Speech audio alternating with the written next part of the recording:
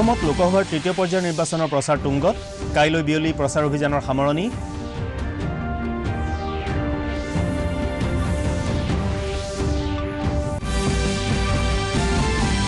হাওড়াৰ পৰা নতুন দিল্লীগামী পূৰ্বা এক্সপ্ৰেছ ৰেলগাড়ী 12টা ডবা কানপুৰত বাগৰি পৰাৰ ফলত কমেও 13 জন যাত্ৰী আহত ৰেল বিভাগৰ 8টা হেল্পলাইন ফোন নম্বৰ মুকলি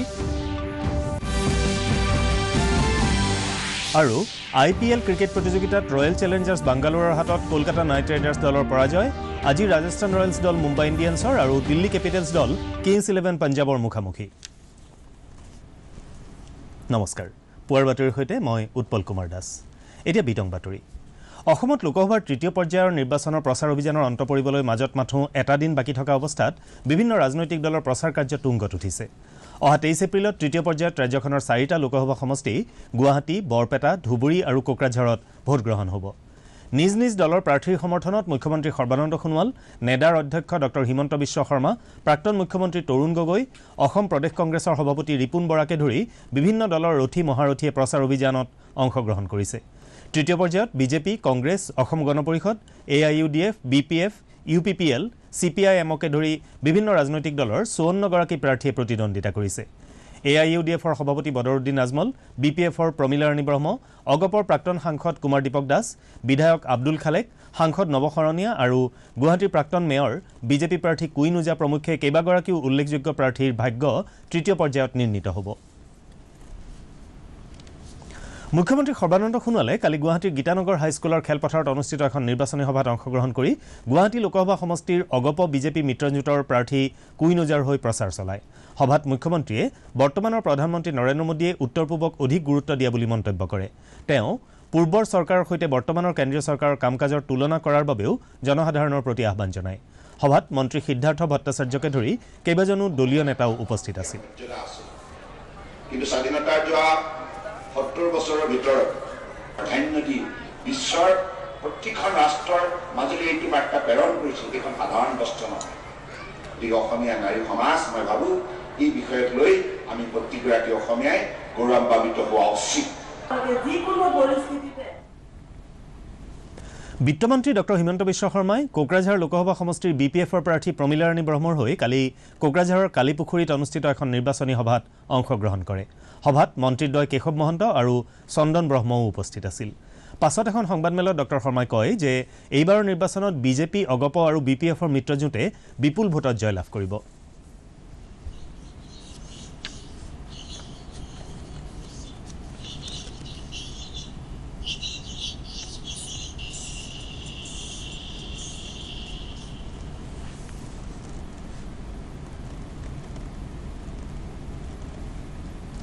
গুৱাহাটী লোকসভা সমষ্টিৰ অন্তৰ্গত কামৰূপ জিলাৰ 4টা বিধানসভা সমষ্টি হাজো পলাশবাৰী ছয়গাঁও আৰু বকোত বিভিন্ন ৰাজনৈতিক দলৰ নেতাই নিৰ্বাচনী প্ৰচাৰ অভিযান তীব্ৰতৰ কৰি তুলিছে প্ৰাক্তন মুখ্যমন্ত্ৰী তৰুণ গগৈয়ে নগৰবেৰাত কালি অনুষ্ঠিত এখন নিৰ্বাচনী সভাত ভাষণ দি বিজেপিক তীব্ৰ সমালোচনা কৰে অসমৰ সৰ্বাংগীন উন্নয়নৰ বাবে কংগ্ৰেছ প্ৰাৰ্থী ববিতা শৰ্মাক ভোট দিবলৈ তেওঁ জনসাধাৰণক আহ্বান জনায়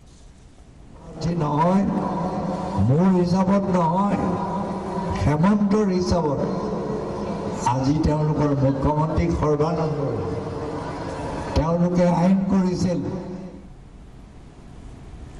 AIUDFৰ সভাপতি বদৰুদ্দিন আজমলে কালি কোকৰাঝাৰ লোকসভা সমষ্টিৰ অন্তৰ্গত মাজগাঁৱত সমষ্টিটোৰ UPPL দলৰ প্ৰাৰ্থী উৰ্খাও গৌৰা ব্ৰহ্মৰ হৈ নিৰ্বাচনী প্ৰচাৰ চলায় নিৰ্বাচনী সভাত সাংসদ আজমলে BPF আৰু বৰ্তমানৰ সাংসদ হীৰা শৰণীয়াক তীব্ৰ সমালোচনা কৰে সভাত প্ৰাৰ্থী ব্ৰহ্ময়ো ভাষণ দিয়ে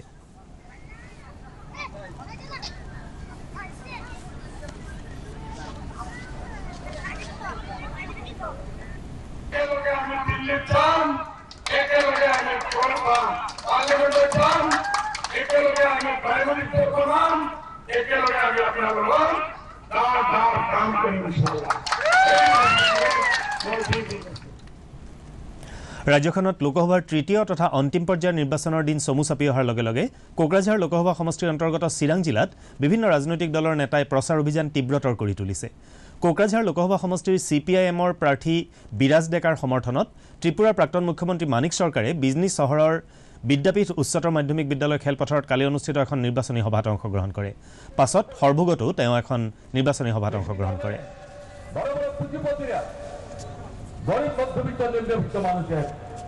পকেট কেটেছে লুটে হয়েছে ঘটনাটা হলো দৃষ্টিভঙ্গিগত কাৰণে। কোকৰাঝাৰ লোকসভা সমষ্টিৰ UPPL প্ৰাৰ্থী উৰ্খাও গৌৰা ব্ৰহ্মৰ সমৰ্থনত বড়ো উইমেন জাষ্টিছ ফৰামৰ সভাপতি অঞ্জলি দৈমাৰীয়ে বাক্সা জিলাৰ মুছলপুৰত অনুষ্ঠিত এখন নিৰ্বাচনী সভাত অংশগ্ৰহণ কৰে। সভাত ভাষণ দি 2 তোলা সোণৰ বিনিময়ত মহিলাসকলক দুবাৰ তিনিবাৰ বিয়া হ'বলৈ হাগ্ৰামা মহিলাৰীয়ে জনোৱা আহ্বানৰ জৰিয়তে নাৰী সমাজক অপমান কৰা হৈছে বুলি তেওঁ ক্ষোভ প্ৰকাশ কৰে। সভাত ভাষণ দি নিখিল বড়ো ছাত্ৰ সন্থাৰ কেন্দ্ৰীয় সভাপতি প্ৰমোদ বড়োৱে কয় যে হাগ্ৰামা মহিলাৰীয়ে 50 পইচাত 1 কিলোগ্ৰাম বিয়া কৰাবলৈ ওলোৱা ছোৱালীক 2 তোলা সোণ দিয়াৰ প্ৰতিশ্ৰুতি দি নিকৃষ্ট ৰাজনীতিৰ আশ্ৰয় লৈছে। পশ্চিমবংগৰ হাওড়াৰ পৰা নতুন দিল্লীগামী পূৰ্বা এক্সপ্ৰেছ ৰেলগাড়ীখন যোৱা নিশা প্ৰায় 1 বজাত উত্তৰ প্ৰদেশৰ কানপুৰত দুৰ্ঘটনাগ্ৰস্ত হোৱাৰ ফলত কমেও 13 জন যাত্ৰী আহত হয়। কানপুৰ নগৰ জিলাৰ ৰুমা ষ্টেচনৰ ওচৰত ৰেলখনৰ 12টা ডবা বাগৰি পৰা ঘটনাৰ পাছত ৰেল বিভাগে নিজাববীয়াকৈ 8টা হেল্পলাইন ফোন নম্বৰো মুকলি কৰিছে। ইতিমধ্যে বিভাগৰ উচ্চপদস্থ বিষয়াবৰ্গ ঘটনাস্থলীত উপস্থিত হৈছে।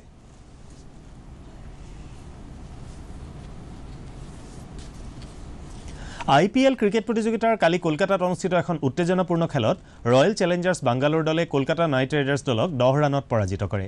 খেলখনত প্ৰথমে বেট ধৰি বেংগালুৰুৰ দলটোৱে অধিনায়ক বিৰাট কোহলিৰ দৰ্শনীয় 7 ৰান আৰু মঈন আলীৰ 66 ৰানৰ সহায়ত 20 অভাৰত 4টা উইকেট হেৰুৱাই 213 ৰান সংগ্ৰহ কৰে।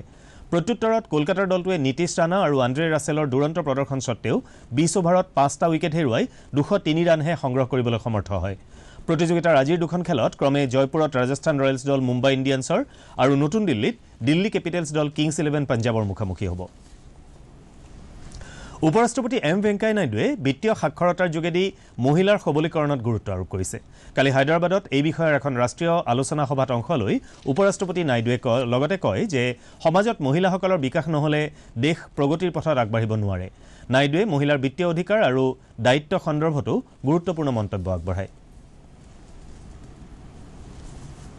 ভাৰতীয় জনতা পাৰ্টিৰ ৰাষ্ট্ৰীয় সাধাৰণ সম্পাদক ৰাম মাধৱে কয় যে নাগৰিকত্ব আইন সংশোধনী বিধেয়কে অসমৰ জনসাধাৰণৰ স্বাৰ্থ বিঘ্নিত নকৰে। কালি গুৱাহাটীত এখন সংবাদমেলত তেওঁ কয় যে কংগ্ৰেছ দলৰ বিৰোধী দলক সমালোচনা কৰাৰ কোনো অধিকাৰ নাই। উত্তৰ পূৰ্বাঞ্চলত কংগ্ৰেছে কোনো উল্লেখনীয় কাম কৰা নাই বুলি তেওঁ মন্তব্য কৰে। বিজেপিয়ে অসমত লোকসভাৰ 10টা সমষ্টিত জয়লাভ কৰিব বুলিও তেওঁ আশা ব্যক্ত কৰে।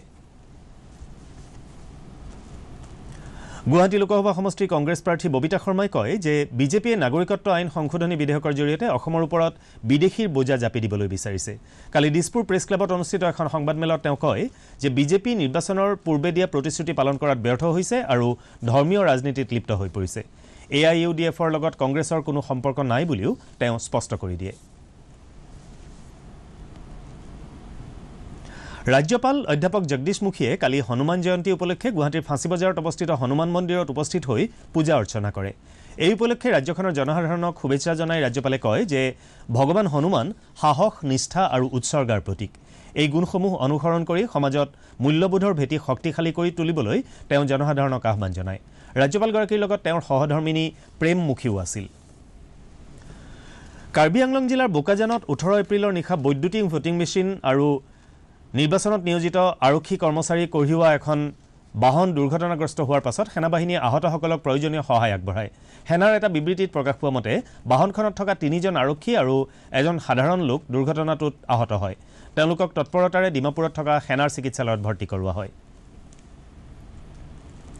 বাতৰি শেষ হোৱাৰ আগতে প্ৰধান বাতৰিসমূহ আকৌ এবাৰ।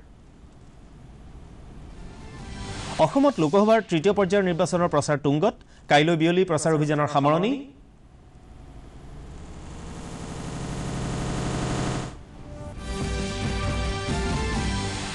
হাওড়াৰ পৰা নতুন দিল্লীগামী পূৰ্বা এক্সপ্ৰেছ ৰেলগাড়ীৰ 12টা ডবা কানপুৰত বাগৰি পৰাৰ ফলত কমেও 13 জন যাত্ৰী আহত। ৰেল বিভাগৰ 8টা হেল্পলাইন ফোন নম্বৰ মুকলি। আৰু IPL ক্ৰিকেট প্ৰতিযোগিতাত ৰয়েল চেলেঞ্জাৰ্ছ বাংগালোৰৰ হাতত কলকাতা নাইট ৰাইডাৰ্ছ দলৰ পৰাজয়। আজি ৰাজস্থান ৰয়েলছ দল মুম্বাই ইণ্ডিয়ানছৰ আৰু দিল্লী কেপিটেলছ দল কিংছ 11 পাঞ্জাবৰ মুখামুখি। আমাৰ বাতৰি এতিয়ালৈ ইমানতে শেষ হ'ল। নমস্কাৰ।